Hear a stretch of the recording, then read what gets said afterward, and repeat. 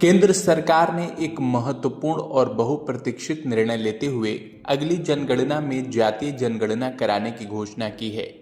इस फैसले की जानकारी केंद्रीय सूचना एवं प्रसारण मंत्री अश्विनी वैष्णव ने सार्वजनिक रूप से दी।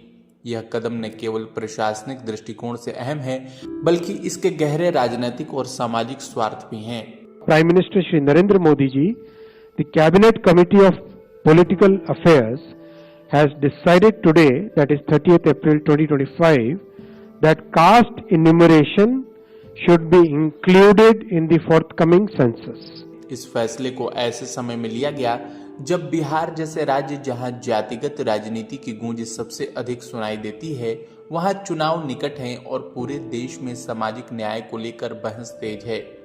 लंबे समय से कांग्रेस, समाजवादी पार्टी, राजद जैसे दल इस मांग को उठाते आ रहे थे। यहां तक कि हाल के वर्षों में आरएसएस यानी राष्ट्रीय स्वयंसेवक संघ, जो पहले जातीय जनगणना के पक्ष में नहीं था, उसने भी इस पर समर्थन जताते हुए राष्ट्रीय एकता और नीति निर्माण के लिए इसको जरूरी बताया।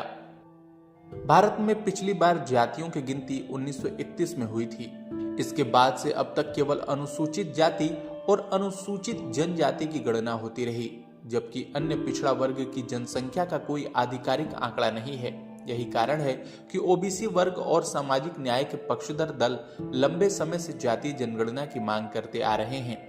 कांग्रेस, समाजवादी पार्टी, आरजेडी जैसे दलों ने इसे अपनी राजनीति का केंद्रीय मुद्दा बनाया और जनता के बीच यह भावना मजबूत की कि ओबीसी को उनकी आबादी के अनुपात में प्रतिनिधित्व नहीं मिल रहा है। मोदी सरकार द्वारा जातीय जनगणना का फैसला करना एक रणनीतिक बदलाव का संकेत है। बीजेपी, जिसे ब्राह्मण बनिया पार्टी कहा जाता था, अब ओबीसी वर्ग को अपने साथ जोड़े रखने के लिए प्रयास कर रही है। 2024 लोकसभा चुनाव में उत्तर प्रदेश जैसे राज्यों में गठबंधन की वजह से हुए नुकसान ने बीजेपी और संघ को चेताया कि ओबीसी वर्ग की उपेक्षा अब राजनीतिक रूप से महंगी साबित हो सकती है। संघ, जो पहले इसे समाज को विभाजित करने वाला मुद्दा मानता था, अब इसके समर्थन में सामने आया है। मुख्य प्रवक्ता सुनील आम्बेकर के बयान से स्पष्ट हुआ कि संघ अब इसे डेटा आधारित नीति निर्माण का औजार मानता है, न कि विभाजन का।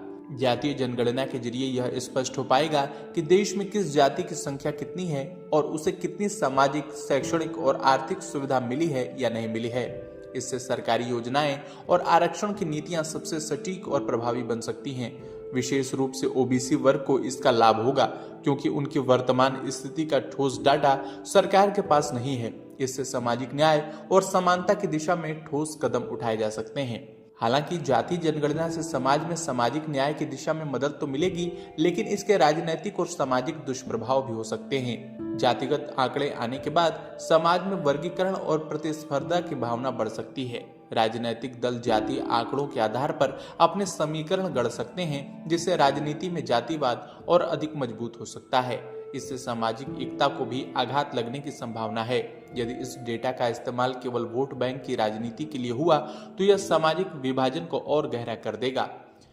जाति जनगणना एक दो-धारी तलवार है। एक ओर यह नीति निर्माण और सामाजिक न्याय की दिशा में बड़ा कदम हो सकता है, वहीं दूसरी ओर यह समाज को जातियों में बांटकर राजनीतिक ध्रुवीकरण को भी बढ़ा सकता है। इस प्रक्रिया की सफलता इस बात पर निर्भर करेगी कि सरकार और राजनीतिक दल इस डेटा का उपयोग किस प्रकार करते हैं। क्या यह एक सामाजिक कल्याण का औजार बनेगा या केवल चुनावी हथियार? यदि इसे ईमानदारी और पारदर्शिता के साथ लागू किया गया, तो यह देश की समावेशी विकास की नींव बन सकता है। आपकी इस पे क्या राय है, हमें कमेंट में जरूर बताएं और इस वीडियो को लाइक करें, शेयर करें और चैनल को सब्सक्राइब करना न भूलें।